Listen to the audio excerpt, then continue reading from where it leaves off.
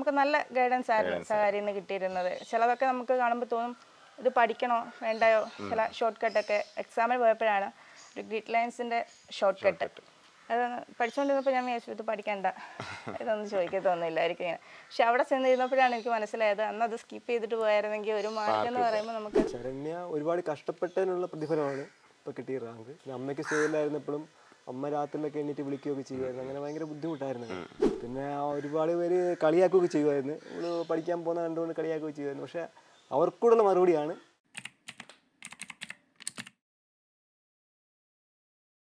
ആലപ്പുഴ ജില്ലയിൽ LD typist പരീക്ഷയിൽ 3ാം rank ഹോൾഡറായിട്ടുള്ള ശരണ്യാണ് നമ്മളോടൊപ്പം ചേരുന്നത്.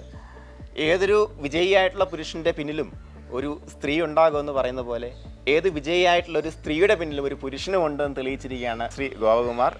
Congrats first of all Gopakumar. അപ്പോൾ ഗോപകുമാറും അതേപോലെ ശരണ്യയും ഫാമിലിയുമാണ് നമ്മളോടൊപ്പം ഇന്ന് ചേരുന്നത്. ഉറപ്പായിട്ടും ഇത്തരത്തിലുള്ള ഒരു വിജയത്തിലേക്ക് എത്താൻ വേണ്ടി ഒരുപാട് കഷ്ടപ്പാടുകൾ പല തരത്തിൽ അനുഭവിച്ച് അതിൽ നിന്നും പ്രചോദനം ഉൾക്കൊണ്ടുകൊണ്ട് മുന്നോട്ട് വന്നൊരു വ്യക്തിയാണ് നമ്മുടെ ശരണ്യ. അപ്പോൾ ശരണ്യക്ക് നിങ്ങളുടെ അടുത്ത് ഒത്തിരി അനുഭവങ്ങൾ പറയാനുണ്ട്. അപ്പോൾ എന്തായാലും ശരണ്യ, ആദ്യമായിട്ട് നമുക്ക് ഈ ഒരു 3ാം റാങ്ക് ആ ഒരു നിലയിൽ നിൽക്കുമ്പോൾ എന്താണ് ശരണ്യക്ക് തോന്നുന്നത്? ഒത്തിരി സന്തോഷം തോന്നുന്നുണ്ട്. കാരണം ഇങ്ങനൊരു റാങ്കിൽ എത്തിപ്പെടാൻ പറ്റുമെന്ന് ആഗ്രഹം ഉണ്ടായിരുന്നെങ്കിലും സംശയമായിരുന്നു.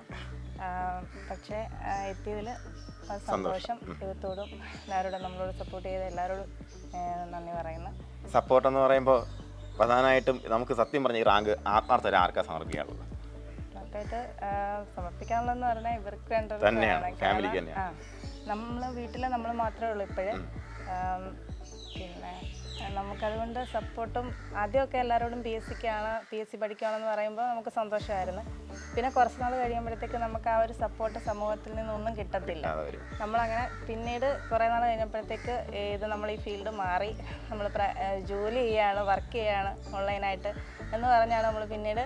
അതായത് നമുക്ക് ഒരുപാട് പേര് സമൂഹത്തിൽ നേരിടുന്ന ഒരു പ്രശ്നമാണ് ക്രൈസിസ് ഓഫ് ഐഡന്റിറ്റി. നമ്മൾ ഒരു കാര്യത്തിന് വേണ്ടി വർക്ക് ചെയ്തുകൊണ്ടിരിക്കുന്നു, ഒരു കാര്യത്തിന് വേണ്ടി പ്രയത്നിച്ചു കൊണ്ടിരിക്കുന്നു, വലിയ വലിയ ലക്ഷ്യങ്ങൾക്ക് വേണ്ടി വർഷങ്ങൾ ശ്രമിക്കുന്ന ആൾക്കാരുണ്ട്, UPSC പോലെയുള്ള വലിയ വലിയ ലക്ഷ്യങ്ങൾക്ക് വേണ്ടിയിട്ട്.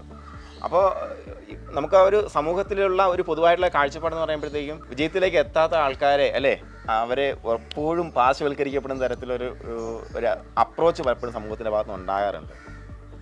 എല്ലാവരും അനുഭവിക്കുന്ന ക്രൈസിസ് തന്നെയാണ് അത്. ഒരുപക്ഷെ ശരണ്യ കൂടുതൽ അനുഭവിച്ചെന്ന് എനിക്ക് തോന്നുന്നു അല്ലേ? നമുക്കൊരു കറക്റ്റ് ഒരു എന്താ ഒരു ട്രാക്കിലോട്ട് വരാൻ സമയം ഉറപ്പായിട്ടും. കുറച്ച് നാൾ കോച്ചിങ്ങിന് പോയി എങ്കിലും നമുക്കൊരു ട്രാക്കിലെത്താൻ പറ്റുന്നില്ല. എന്തൊക്കെയോ പഠിക്കുന്നു, GK പഠിക്കുന്നു, അങ്ങനെ പോകുന്നു.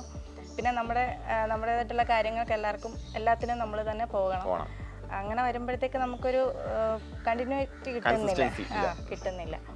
അപ്പം പിന്നെ ഇങ്ങനെ നമ്മൾ സപ്ലിമെൻ്ററിയിൽ അങ്ങനെയൊക്കെ വന്ന് പോകുന്നു. അങ്ങനെ ടൈപ്പ് റൈറ്റിങ്ങിന് പോയി തുടങ്ങിയപ്പോഴാണ് കൊറോണ വന്നത്. കൊറോണ വന്നു കഴിഞ്ഞാൽ എനിക്ക് തോന്നുന്നു 1 വർഷം കൊണ്ട് ഹയർ ലോവറും ഒക്കെ കിട്ടുമെന്നായിരുന്നു അറിഞ്ഞത്. പക്ഷേ ഇതെനിക്ക് തോന്നുന്നു ഒരു 1-2 വർഷത്തിൽ മേളിൽ എടുത്തു ഈ ഹയർ വരെ കിട്ടാൻ വേണ്ടിയിട്ട്. അപ്പം നമ്മൾ പോകുന്ന വഴിക്ക് നമ്മൾ ആദ്യമൊക്കെ ഒരു പരിധിയുണ്ട് നമ്മൾക്ക് വേറെ ഇതിനൊക്കെ പോകുകയെന്ന് പറയാം. അപ്പം നമ്മൾ പറയുന്ന പോലെ പഠിക്കാൻ ടൈപ്പ് റൈറ്റിംഗ്, അപ്പോൾ എല്ലാവർക്കും ടൈപ്പ് റൈറ്റിംഗ് ഉണ്ടോ അങ്ങനെ. പിന്നെ നമ്മൾ വീണ്ടും കള്ളം പറയാൻ തുടങ്ങി. എവിടെ പോകാമെന്ന് ചോദിക്കുമ്പോൾ അങ്ങോട്ട് പോകാം ഇങ്ങോട്ട് പോകാമെന്നൊക്കെ പറഞ്ഞ് എങ്ങനെയോ അത് പാസ്സായതിൻ്റെ തൊട്ട് പുറകെയാണ് ഇതിൻ്റെ നോട്ടിഫിക്കേഷൻ വരുന്നത്.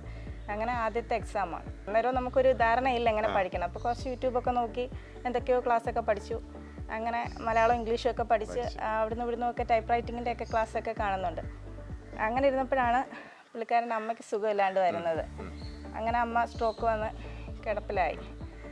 അങ്ങനെ ആയപ്പോഴത്തേക്ക് നമുക്കറിയത്തില്ല ഇത് ഇനി ഇങ്ങനെ മുന്നോട്ട് പോയി കഴിഞ്ഞാൽ നമ്മൾ ഈ പഠിത്തം പോയി കഴിഞ്ഞാൽ നമുക്ക് ശരിയാവത്തില്ലെന്ന് തോന്നി.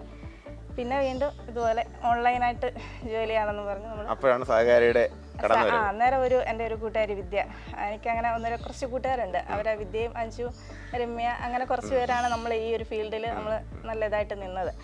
അങ്ങനെ ഈ വിദ്യയാണ് എനിക്കിത് അയച്ചു തരുന്നത്. അങ്ങനെ അന്നേരം തന്നെ ഞാൻ ഹസ്ബൻഡിനെ വിളിച്ചു എന്നെ പോലെ ഓൺലൈൻ ക്ലാസ് എടുക്കാനാണ്.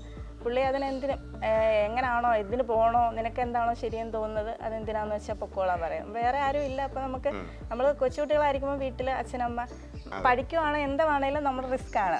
പിന്നെ എന്താണേലും പുള്ളിക്കാരൻ സപ്പോർട്ടാണ്. എന്ത് പഠിക്കണോ, ഓക്കെ ജോലി കിട്ടുമോ, ഓക്കെ പഠിച്ചോ, അങ്ങനെ.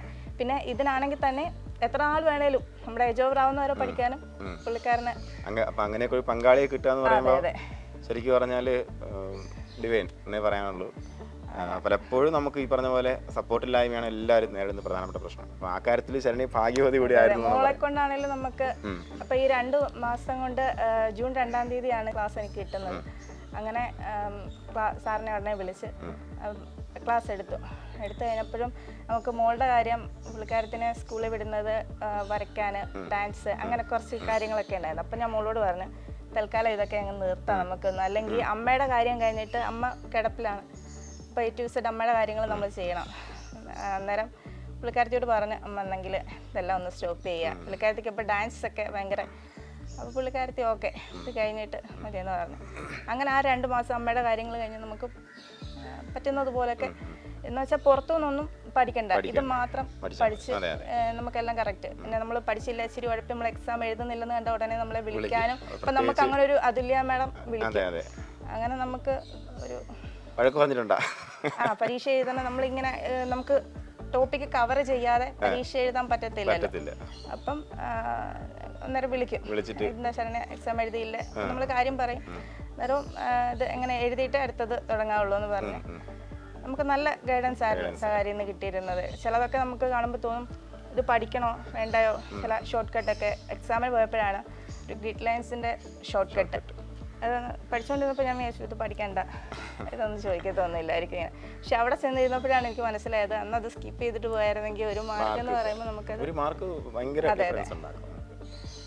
അപ്പോൾ അത് വളരെ ഇമ്പോർട്ടൻ്റ് ആണ്. മാത്രമല്ല എപ്പോഴും നിങ്ങളുടെ അടുത്ത് എനിക്ക് പറയാനുള്ളത് നമ്മുടെ ആ ഒരു സ്ട്രാറ്റജി കൃത്യമായിട്ട് ഫോളോ ചെയ്യുക എന്നുള്ളതാണ്. സാഗരയുടെ ഒരു ബേസ് തന്നെ നമ്മളെ സംബന്ധിച്ച് ഡെയിലി നിങ്ങളെ കൊണ്ട് വർക്ക് ചെയ്യിക്കുക, ഡെയിലി പരീക്ഷ എഴുതിക്കുക, അതുപോലെ വീക്കെൻഡിൽ റിവ്യൂ എക്സാം നടത്തുക, അതിൻ്റെ റിസൾട്ട് പബ്ലിഷ് ചെയ്ത് മത്സരം ഉണ്ടാക്കുക എന്നുള്ളതൊക്കെയാണ്.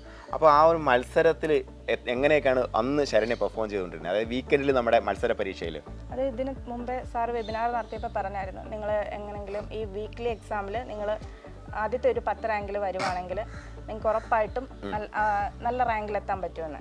അങ്ങനെ അതിൽ ഒരു 5ഉം 6ഉം 4ഉം ഒക്കെ കിട്ടിയിട്ടുണ്ട്. അങ്ങനെ ഈ 1ാം റാങ്ക് കിട്ടിയ ആളും നമ്മുടെ വീക്കിലി എക്സാമിൽ ആദ്യത്തെ ഇതിൽ വന്നതാണ്. ഇപ്പൊ തിരുവനന്തപുരത്തിന് വന്നതിലും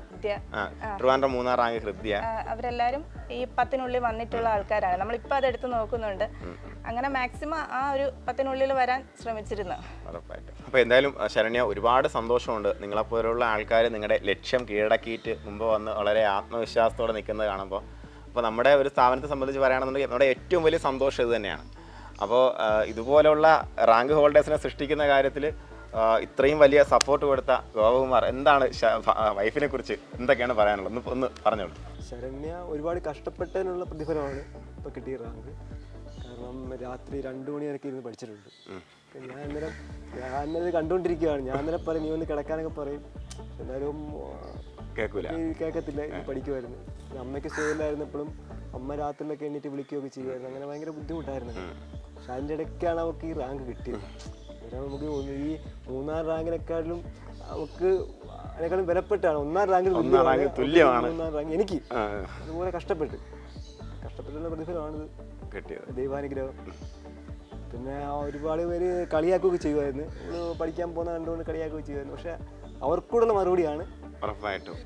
അത് പിന്നെ നമുക്ക് സന്തോഷം, കാരണം എനിക്കൊരു ആശ്വാസമാകും. പിന്നെ അവിടുത്തെ അമ്മ ഒരുപാട് സപ്പോർട്ടായിരുന്നു. അമ്മയോടൊക്കെ നന്ദിയുണ്ട്. നമുക്ക് എപ്പോഴും ഒരു ജീവിത വിജയം ഉണ്ടാകുക എന്ന് പറയുമ്പോൾ ഒന്നും ഒരു നിമിഷം കൊണ്ട് സംഭവിക്കുന്നതല്ല. ഒരു വലിയ കാലയളവിൻ്റെ കഷ്ടപ്പാടാണ്. പ്രത്യേകിച്ച് ശരണ്യയുടെ ഫാമിലി 3 അംഗങ്ങളാണല്ലേ, 3 മക്കളാണല്ലേ. അപ്പോൾ 3 മക്കളെ ഡിഗ്രി വരെ വെറും സാധാരണക്കാരിൽ ഫാമിലി ഡിഗ്രി വരെ പഠിപ്പിക്കുക എന്ന് പറയുമ്പോഴത്തേക്കും ആ അച്ഛനും അമ്മയും എന്താണ് നിങ്ങളുടെ വിജയത്തിൽ അവർക്കുള്ള പങ്ക്? അവർക്ക് സന്തോഷമുണ്ട്, ഒത്തിരി സന്തോഷമുണ്ട്. പിന്നെ ഈ പറഞ്ഞുകൊണ്ട് നമുക്കൊരു ഇത്രയായിട്ടും ഒരു ജോലി ആയില്ല, നമ്മുടെ കൂടെ പഠിച്ചവർക്കൊക്കെ ജോലി ആയെന്ന് പറഞ്ഞാൽ അമ്മയ്ക്കൊക്കെ ആണെങ്കിലും വിഷമമായിരുന്നു, ജോലി ആയില്ല, അപ്പോൾ എന്നെ നോക്കുക, അവിടെ ഇങ്ങനെ അവർക്ക് ജോലി ചെയ്യുന്നുണ്ട്. പക്ഷേ ഈ ഒരു ജോലിയുടെ ഇമ്പോർട്ടൻസ് അറിയാത്തത് കൊണ്ട് തന്നെ നമുക്ക് ജോലി വേണം, അതിയായ ആഗ്രഹം അവർക്കുണ്ട്. നമ്മൾ ഈ ഒരു വഴിയിലാണ് പിന്നെയും തുടർന്നുകൊണ്ടിരിക്കുന്നതെന്ന് അറിയത്തില്ല. അതുകൊണ്ട് അപ്രതീക്ഷിതമായിട്ട് പെട്ടെന്ന് ഒരു റാങ്ക് കിട്ടിയപ്പോഴത്തേക്ക് സന്തോഷമുണ്ട്, എല്ലാവർക്കും സന്തോഷമുണ്ട്, കുടുംബത്തിലെല്ലാവർക്കും സന്തോഷമുണ്ട്. പിന്നെ അതുപോലെ തന്നെ എനിക്ക് നമുക്കൊരു 24/7 നമുക്കൊരു സപ്പോർട്ടായിട്ട് തന്നത് നമ്മുടെ കുറച്ച് ഇതുമായിട്ട് ബന്ധപ്പെട്ട് കുറച്ച് കൂട്ടുകാരുണ്ട്. കൂട്ടുകാരെ എടുത്ത് പറയുന്നത് രമ്യ ചേച്ചി, പിന്നെ അഞ്ജു, വിദ്യ. ഇവർ അഞ്ജു വിദ്യ എന്ന് പറഞ്ഞാൽ നമുക്കെപ്പോഴും ഒരു ഈ അമ്മ ഇങ്ങനെ കിടക്കുന്ന സമയത്ത് നമുക്കൊരു വിഷമം, നമുക്ക് പെട്ടെന്ന് നമ്മളങ്ങ് ഡൗൺ ആവും അങ്ങ്. അന്നേരം അത് കുഴപ്പമില്ല, പഠിക്കും, നമുക്ക് എന്തായാലും സമയമുണ്ട് എല്ലാം. എനിക്കൊരു ആ ഒരു സപ്പോർട്ട് ഇവർ രണ്ടുകൂടെ ഭാഗത്തു നിന്ന് എപ്പോഴും, ഒരു ദിവസം പോലും ഇല്ല നമ്മളൊരു മെസ്സേജ് അയക്കാത്തത്. ഇതുമായിട്ട് അവരും ഞാനെനിക്ക് ഈ ഒരു ഇതുള്ളത് കൊണ്ട് ഇതിന് കയറി അടുത്ത എക്സാമിനും അവർ ഹീറോ എന്നുള്ള അതെ അവർ പഠിക്കുകയാണ്. ഇപ്പം എനിക്ക് കിട്ടിയത് കൂടെ കൊണ്ട് അവർക്ക് ഒന്നുകൂടെ ഒരു അപ്പോൾ എല്ലാവരും ശരിക്കും പറഞ്ഞാൽ ഈ ഇൻ്റർവ്യൂ കാണുന്നത് നിങ്ങളുടെ ഒരു അവസാനത്തെ ഒരു മെസ്സേജിന് വേണ്ടിയാണ്. കാരണം ഇനി നിങ്ങളുടെ പാത പിന്തുടർന്നുകൊണ്ട് മുന്നോട്ട് വരാൻ ആഗ്രഹിക്കുന്ന സാധാരണക്കാരായിട്ടുള്ള അതുപോലെ ഒരുപാട് പ്രശ്നങ്ങളുടെ മുന്നിൽ പകച്ചു നിൽക്കുന്ന ഒരുപാട് ഉദ്യോഗാർത്ഥികളുണ്ടായിരിക്കും. അപ്പോൾ അവർക്ക് വേണ്ടിയുള്ള മെസ്സേജ്.